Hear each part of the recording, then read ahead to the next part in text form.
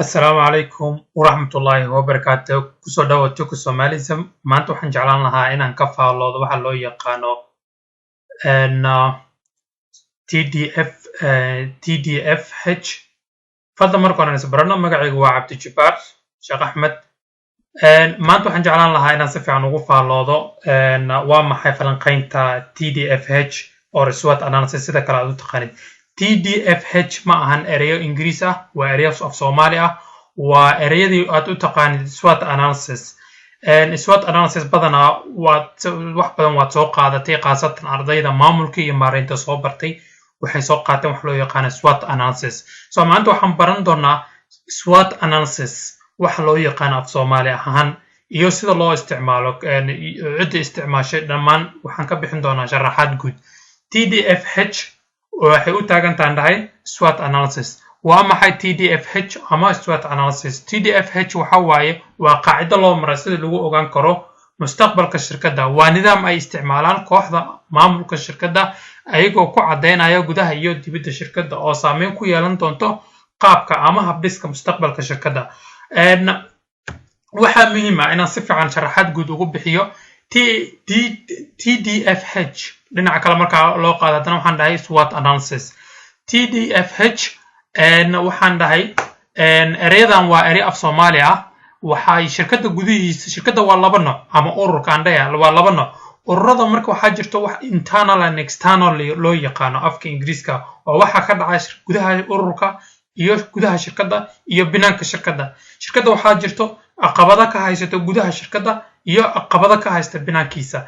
waxaa jirto T waxay u taagan tahay waxaan dhahay waxyaabaha taabagalay oo afka Ingiriiska lagu yiraahdo strengths waxyaabaha taabagalay waxa kamid ah shirkadda magaceeda uu kacay magac weyn ay yeelatay xayeysiinta badan waxay qasabtay in magaca shirkadda ay dad badan aqoonsadeen waxa hore u socday waxaad haysataa shaqaale fiican waxaad haysataa macnaheedu ma aragtay awood powerka uu si kordhaya waxyaabihii taabagalay waxa loo yaqaan strengths D oo ah gudaha shirkadda waxa ka dhacay gudaha shirkadda waxa waaye haddii shaqaalahaaga ay lacif yihiin alaabta aad soo saarto haday yihiin alaab xun waxa waa daciifnimo ku haysato waxaad u baahan tahay in mataqaan aad horumariso waxa laga yaabaa daciifnimada ku haysato inay tahay xagga tiknoolajiyada labada kale waxay tahay oo khariji shirkadda binaankeeda waxa waaye fursadaha oo ma aragtay loo yaqaan opportunities luqadda Englishka H oo ah hanjabaada waxay tahay shirkadda binaankiisa threats waxyaabaha adag mataqaan ku qabsan karo waxa laga yaabaa hanjabaad inay tahay in dawladda ay xagga siyaasad ahaan shirkaddaada waxa laga yaabaa in xogaa cabid ay ka soo korto mise ay ka timaado xagga dawladda oo kale waxa laga yaabaa in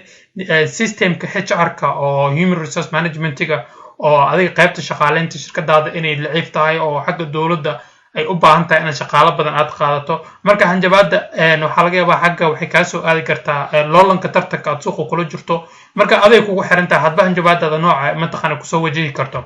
waxa kala jirta aan bal eray aan kula qaado T waxyaabaha taabagalay strengthska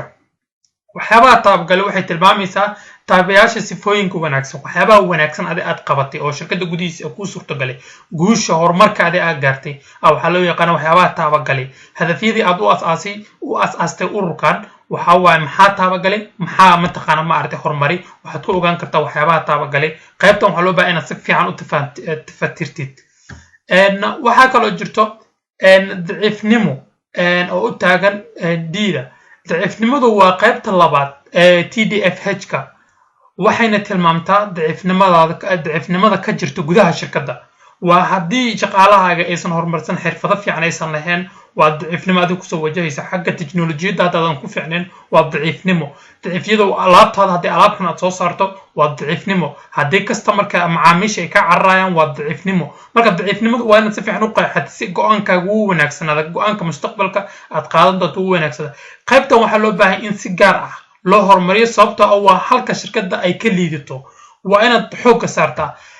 labada qayb kale ugu dambaysa waxay tahay fursadaha opportunities fursadaha jira maxay tahay sida ay u kala aragti dheer yihiin shirkadaha ay u kala og yihiin fursadaha ka jira suuqa iyo meelaha kala duwan ee u baahan in la howlgalo fursadaha waa inaad si fiican u qeexi kartaa waa inaad tiraahdaa maxaad u baahan tahay macaamiisha maxaad u abuuri kartaa sidee aan macaamiisha u qancin karaa sidee suuq cusub aan u geli karaa suuqa fursadaha ka jira maxay tahay maxay dadka u baahan yihiin suuq cusub inaad furto maad u baahan tahay brancheska cusub maad u baahan tahay maxaad u baahan tahay waa in fursadaha aad qiyaasi kartid cabiri kartid waa in aad ogaan kartid haddii mar kale waa in isdhigi kartid haddaan maalgeliyo ma heli karaa dhaqaale xoogan marka waa in aad fursadaha aad mataqaana maarta xog dheeraad aad u haysatid qodobka ugu dambeeya waxa waaye aan calaamada guduudka ugu dhigo waxa hanjabaada threats waxyaabaha adigu soo wajahayo waxaana kamid ah waxyaabaha ka baxsan wax adiga gacantaada ka baxsan khatarna kugu ah waxa laga yaabaa inay khatar kugu tahay in shirkadda maalgelin ay u baahan tahay maanta laakiin ay khatar kugu tahay aadan wax dhaqaale aadan haysanin waxaad u baahan tahay marka inaad threatska aad si fiican mataqaana maartay aad diiradda u saartid waxaad u baahan tahay in khatarta ku soo wajihi karto waa inaad diiradda aad saartid goorma la isticmaalaa qodobadan aan soo tilmaamay oo ah maartay dhamaan TDFH kan waxaa la isticmaalaa marka alaala markii maamulaha oo go'aan uu sameynayo maamulaha sare